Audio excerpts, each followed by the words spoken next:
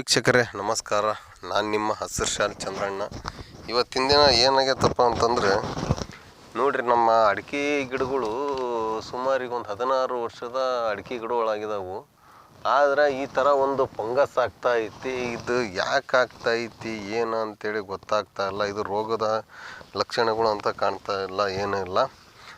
ಸುಮಾರು ನಮ್ಮಲ್ಲಿ ಒಂದು 850 ಅಡಿಕೆ ಗಿಡಕ್ಕೆ ಈಗ ಸುಮಾರು ಹೆಚ್ಚು ಕಮ್ಮಿ ಒಂದು 400 ಗಿಡಕ್ಕೆ ಈ ಥರ ಎಲ್ಲ ಫಂಗಸ್ ಆಗೈತಿ. ಇದು ಆದಂಗೆ ಇದು ತುಂಬ ನೀರು ತುಂಬ್ಕೊಂಡು ಒಳಗೆಲ್ಲ ಹುಳ ಆಗ್ತಾಯಿತಿ. ಕಾರಣ ಏನಂತೇಳಿ ಗೊತ್ತಾಗ್ತಾ ಇಲ್ಲ. ಆಮೇಲೆ ಫಸಲು ಕೂಡ ಭಾಳ ಕಡಿಮೆ ಆಗೈತಿ. ನಾವು ಯಥೇಚ್ಛವಾಗಿ ನೀರು ಕೂಡ ಕೊಡಲ್ಲ, ಒಂದು ಲಿಮಿಟೇಷನ್ ಕೊಡ್ತೀವಿ. ಆಮೇಲೆ ಯಾವುದೇ ಔಷಧಿ ನಾವು ಹೊಡೆಯಲ್ಲ, ಮಲ್ಚರ್ ಹೊಡೆಸ್ತಾ ಇರ್ತೀವಿ. ಮಲ್ಚರ್ ಹೊಡೆದ ತಕ್ಷಣವೇ ಈ ಥರ ಒಂದು ಕೂಲರ್ನಿಂದ ಒಂದು ಕ್ಲೀನ್ ಮಾಡೋ ಅಂಥ ವ್ಯವಸ್ಥೆನೂ ಕೂಡ ನಾವು ಮಾಡ್ತಾ ಇರ್ತೀವಿ. ಆದರೆ ಈಗ ನಮಗೆ ಏನು ಸಮಸ್ಯೆ ಆಗೈತಪ್ಪ ಅಂತಂದ್ರೆ, ನಮ್ಗೆ ಈ ಥರ ಒಂದು ಫಂಗಸ್ ಆಗ್ತಾರದೇ ಒಂದು ಸಮಸ್ಯೆ ಆಗ್ತಾಯಿತಿ. ಇದು ಸಮಸ್ಯೆ ನಾವು ಭಾಳ ದಿವ್ಸಗಳಿಂದ ಇದ್ರ ಬಗ್ಗೆ ನಾವು ಆಲೋಚನೆ ಮಾಡಿದ್ದಿಲ್ಲ. ತಿರುಗಿ ಇದನ್ನ ಏನು ಮಾಡೋಕ್ಕಂತ ಗೊತ್ತಾಗ್ತಾ ಇಲ್ಲ. ಗಿಡಗಳು ಮಾತ್ರ ತುದಿಗೆ ಹೋಗಿ ಸಣ್ಣವಾಗ್ತಾಯಿತಿ. ಇದ್ರಾಗ ನೋಡ್ರಿ ಯಾವ ಥರ ಐತಿ ಅಂತೇಳಿ, ಈ ಥರ ಐತಿ. ಆಮೇಲೆ ಇನ್ನೊಂದು ಏನಪ್ಪ ನಮಗೆ ಅಂತಂದರೆ, ಭಾಳ ಖರ್ಚು ವೆಚ್ಚಗಳನ್ನೆಲ್ಲ ನಾವು ಅಡಿಕೆ ತೋಟಕ್ಕೆ ಮಾಡ್ತಾಯಿದ್ದೀವಿ. ಆದರೆ ಈಗ 13 kg 14 kg ಅಂಥೇಳಿ ಕೇಣಿದಾರಿಗೆ 13 kg ಹಿಂಗೆಲ್ಲ ನಾವು ಕೊಡ್ತಾಯಿದ್ವಿ. ಇವತ್ತು ಕೇಣಿದಾರರು ಬಂದು ತೋಟಗಳು ಹತ್ತ ಮಖ ಮಾಡ್ತಾಯಿಲ್ಲ. ಅವರು ಸಂಘ ಮಾಡ್ಕೊಂಡ್ರದ್ರ ಸಲುವಾಗಿ ಅವರು ಬರೀ 11 kg 12 kg 11.5 kg ಮೇಲೆ ಯಾರು ಕೇಳ್ತಾ ಇಲ್ಲ. ನಮಗೆ ತೋಟಕ್ಕೆ ಲಕ್ಷಾಂತರ ರೂಪಾಯಿ ಖರ್ಚು ಬೇರೆ ಬರ್ತೈತಿ. ಇವತ್ತು ಕುರಿ ಗೊಬ್ಬರ ಕೇಳ್ತಾ ಇರ್ಬೋದು ರೇಟ್ ಯಾವ ಥರ ಐತಿ ಅಂತೇಳಿ. ಆಮೇಲೆ ಇದಕ್ಕೆ ಇನ್ನೊಂದು ಏನಾಗೈತಪ್ಪ ಅಂತಂದ್ರೆ ನೋಡ್ತಾ ಇರ್ಬೋದು, ಅಳಿಲು ಯಾವ ಥರ ಒಂದು ಹೊಡಿತಾ ಐತಿ ಅಂತೇಳಿ. ಈ ಥರ ಒಂದು ಅಳಿಲು ಹೊಡೋದಾಗಿರ್ಬೋದು, ಉದುರಂಥದ್ದಾಗಿರ್ಬೋದು, ಎಲ್ಲದು ಕೂಡ ನಮಗೆ ಭಾಳ ಕಷ್ಟ ಐತಿ. ನಾವು ಸಾವಿರಾರು ರೂಪಾಯಿ ಲಕ್ಷಾಂತರ ರೂಪಾಯಿ ಒಂದು ಖರ್ಚು ಮಾಡೋ ಅಂಥ ಒಂದು ಕಷ್ಟದಲ್ಲಿ ನಾವು ಅದಾವೆ. ಯಾಕಂದ್ರೆ ದೀರ್ಘಾವಧಿ ಬೆಳೆ ಆಗಿರೋದ್ರಿಂದ ಇದು ಬರೋಕ್ಕೆ ಸುಮಾರು ವರ್ಷ ಬೇಕಾಕತಿ ಟೈಮು. ಆದರೆ ಇಷ್ಟಕ್ಕಂದೆಲ್ಲ ನಾವು ಪೇಚಾಟ ಮಾಡ್ಕೊಂಡು ಒಂದು ಗಿಡ ಬೆಳೆಸ್ಬೇಕಾದ್ರೆ ಎಷ್ಟು ಕಷ್ಟ ಐತಿ.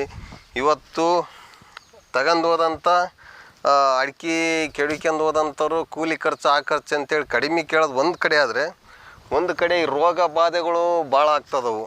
ಆಮೇಲೆ ಇಳುವರಿ ಕೂಡ ಏನು ಇಳುವರಿ ಬರ್ತಾ ಇಲ್ಲ. ಈಗ ನೋಡಿರಿ, ಇದೊಂದು ಸಣ್ಣ ಗಿಡ ನಾವು ಬೆಳೆಸ್ಬೇಕಂತಂದ್ರೆ, ಈ ಒಂದು ಮರ ಬೆಳೆಸ್ಬೇಕಂತಂದ್ರೆ ಎಷ್ಟು ಕಷ್ಟ ಆಗ್ತತಿ. ಈ ರೈತರಿಗೆಲ್ಲ ಇಷ್ಟಕ್ಕಂದೆಲ್ಲ ಸಮಸ್ಯೆಗಳದವು. ಆದರೆ ಏನೋ ಅಲ್ಪ ಸ್ವಲ್ಪ ನಾವು ಅಡಿಕೆ ಮಾಡ್ಕೊಂಡಿರ್ತೀವಿ. ಈಗ 15 ವರ್ಷದ ತೋಟನ 11 kg 11.25 kg ಕೇಳ್ತಿದ್ದಾರೆ. ಆಮೇಲೆ ಇಷ್ಟಕ್ಕಂದು ರೋಗಗಳು ಬೇರೆ ರೋಗಗಳಾಗಿದ್ದಾವೆ. ಇದನ್ನೆಲ್ಲ ನಾವು ಈಗ ನೀವು ಎಲ್ಲ ವರ್ತಕರು ಒಂದು ಸಂಘ ಮಾಡ್ಕೊಂಡು ನೀವು ಇಷ್ಟ್ರ ಮೇಲೆ ಹೋಗ್ಬೇಡ್ರಿ ಅಂತೇಳಿ ಮಾತಾಡ್ಕೊಂಡ್ರೆ, ಮತ್ತು ನಮ್ಮ ರೈತರು ನಾವೆಲ್ಲ ಎಲ್ಲಿ ಹೋಗ್ಬೇಕು, ಏನು ಮಾಡ್ಬೇಕು? ಯಾಕಂದರೆ ಒಂದು ಮುಷ್ಯನ ಅವಳಿ ತಡಿಬೇಕು, ಒಂದು ಹಳಿಲಿಂದ ಅವಳಿ ತಡಿಬೇಕು, ಒಂದು ಮಂಗನ ಅವಳಿ ತಡಿಬೇಕು. ಎಲ್ಲದರಿಂದನೂ ನಾವೇ ತಡ್ಕಂತ ಒಂದು ಬೋರ್ವೆಲ್ಲು ಹಾಕಿ ನಾವು ಒಂದು ತೋಟ ಮಾಡ್ಬೇಕಾದ್ರೆ ಲಕ್ಷಾಂತರ ರೂಪಾಯಿ ಖರ್ಚು ಬರ್ತಾಯಿತ್ತು. ಇವತ್ತು 1000-2000 ರೂಪಾಯಿ ಅಲ್ಲ, ಲಕ್ಷಾಂತರ ರೂಪಾಯಿ ಖರ್ಚು ಬರ್ತಾಯಿತ್ತು. ಆದರೆ ಇವತ್ತು ನೀವು 11 kg 11.25 kg 11.5 kg ಅದು ಅಡ್ವಾನ್ಸ್ ಇಲ್ಲ ಏನಿಲ್ಲ ಅಂತಂದರೆ ನಾವು ಏನು ಮಾಡಬೇಕು? ಈ ನಿಮ್ಮಂಗೆ ನಮಗೆ ಒಂದು ಸಂಘ ಮಾಡಿಕೊಂಡು ಮಾಡೋ ಅಂಥ ಪರಿಸ್ಥಿತಿ ಕೂಡ ನಮ್ಮ ರೈತರಲ್ಲಿ ಒಗ್ಗಟ್ಟನ್ನು ಕಾಣ್ತಾ ಇಲ್ಲ. ಅಷ್ಟು ಒಗ್ಗಟ್ಟಾದ ಎಲ್ಲರೂ ನಮ್ಮ ಮಟ್ಟಿಗೆ ನಾವೇ ಮಾಡ್ಕೊಂಡ್ರೆ ನಾವು ನಿಮಗೆ ಒಂದು ದೈನಾಸ್ಬಿಡ ಅಂತ ಇದು ಇರೋದಿಲ್ಲ. ಈಗೂ ಕೂಡ ಯಾರೂ ಬಂದಿಲ್ಲ. ಕೊಡ್ರಿ ಕೇಣಿ ಕೊಡ್ರಿ, ಒಂದು ನಮಗೆ ಒಣ ಅಡಿಕೆ ಕೊಡ್ರಿ ಅಂತೇಳಿ ಕೇಳಿದ್ರೆ ನಮಗೆ ಲಾಸ್ ಆಗೈತೆ ಅಂತೀರಿ. ಫಸ್ಟಿಗೆಲ್ಲ ಸಾಕಷ್ಟು ಊಟ ಮಾಡಿದ್ರಿ, ಇಲ್ಲ ಅಂತ ನಾವು ಹೇಳ್ತಾ ಇಲ್ಲ. ಇವತ್ತು ರೈತ ಇದ್ನಪ್ಪ ಅಂತಂದ್ರೆ ಎಲ್ಲದರಿಂದನೂ ಎಲ್ಲರಿಗೂ ಒಂದು ಒಳ್ಳೆಯದೇ. ಇವತ್ತು ಗೊಬ್ಬರದ ರೇಟು, ಕೂಲಿಯರ್ ರೇಟು, ಎಲ್ಲರ ರೇಟು ಇದು ಲೆಕ್ಕ ಹಾಕಿದ್ರೆ ಭಾಳ ಕಷ್ಟನೇ ಐತಿ. ಈಗ ನನಗೆ ಕೇಳ್ತಾರ ಸಮಸ್ಯೆ ಏನಪ್ಪ ಅಂತಂದ್ರೆ, ಈ ಒಂದು ಫಂಗಸ್ಸಿನ ಸಮಸ್ಯೆ ನಾನು ಕೇಳ್ತಾ ಇದ್ದೀನಿ. ದಯವಿಟ್ಟು ಈ ಫಂಗಸ್ಸು ಯಾವ ಥರ ಬರ್ತೈತಿ, ಯಾಕೆ ಬರ್ತೈತಿ ಅನ್ನೋದನ್ನ ಒಂದಿಷ್ಟು ಇದನ್ನು ಮಾಡಿ ದಯವಿಟ್ಟು ಗೊತ್ತಿದ್ದಂಥವ್ರು ಕಾಮೆಂಟ್ ಹಾಕಿ. ಆಮೇಲೆ ಯಾವುದೇ ಕಾರಣಕ್ಕೂ 14 ವರ್ಷದ ಗಿಡ 15 ವರ್ಷದ ಗಿಡ ಅಂದರೆ ಕಮ್ಮಿ ಯಾವುದೇ ಕಾರಣಕ್ಕೂ ಕೊಡೋಕ್ಕೆ ಹೋಗ್ಬೇಡ್ರಿ. ಯಾಕಂದ್ರೆ ನಾವೇ ಸ್ವಂತ ಬೇಸೋದ್ರಿಂದ ಯಾವುದು ಕೂಡ ಲಾಸ್ ಆಗಲ್ಲ. ಆಮೇಲೆ ಏನೇ ಬಂದ್ರೂ ರೈತಗೆ ಹೊಡ್ತಾ ಬಿಟ್ಟರೆ ಬೇರೆ ಯಾರಿಗೂ ಕೂಡ ಲಾಸ್ ಅಂತಕ್ಕದ್ದಿಲ್ಲ. ಯಾಕಂತಂದ್ರೆ ಎಲ್ಲ ಖರ್ಚು ವೆಚ್ಚಗಳು ಎಲ್ಲ ಕಷ್ಟ ಅದಾವು ಇವತ್ತಿನ ಒಂದು ಪರಿಸ್ಥಿತಿ ಒಳಗೆ. ಆದ್ರೆ ದಯವಿಟ್ಟು ನಾನು ಹೇಳೋದೇನಪ್ಪ ಅಂತಂದರೆ ಈ ನಮ್ಮ ಅಡಿಕೆ ಗಿಡಕ್ಕೆ ಯಾವ ಥರದ ರೋಗ ಬಾಧೆ ಬಂದತ್ತ ನನಗಂತೂ ಗೊತ್ತಾಗ್ತಾಯಿಲ್ಲ. ನಾನು ಎಲ್ಲ ಥರದಿಂದನೂ ಕ್ಲೀನಾಗಿ ಮಾಡ್ಕೊತ ಹೋಗ್ತಾ ಇದ್ದೆ. ಈ ಥರ ಹುಳಗಳು ಕೂಡ ಆಗ್ತೈತಿ ನೋಡ್ರಿ. ಈ ಥರ ಹುಳನೂ ಕೂಡ ಆಗ್ತದವು. ಯಾವ್ದ್ರಿಂದ ಬಂತು ಏನು ಅನ್ನೋದು ಗೊತ್ತಾಗ್ತಾಯಿಲ್ಲ. ದಯವಿಟ್ಟು ಗೊತ್ತಿದ್ದಂಥವ್ರು ಇದನ್ನು ಕಮೆಂಟ್ ಮಾಡಿ, ಶೇರ್ ಮಾಡಿ.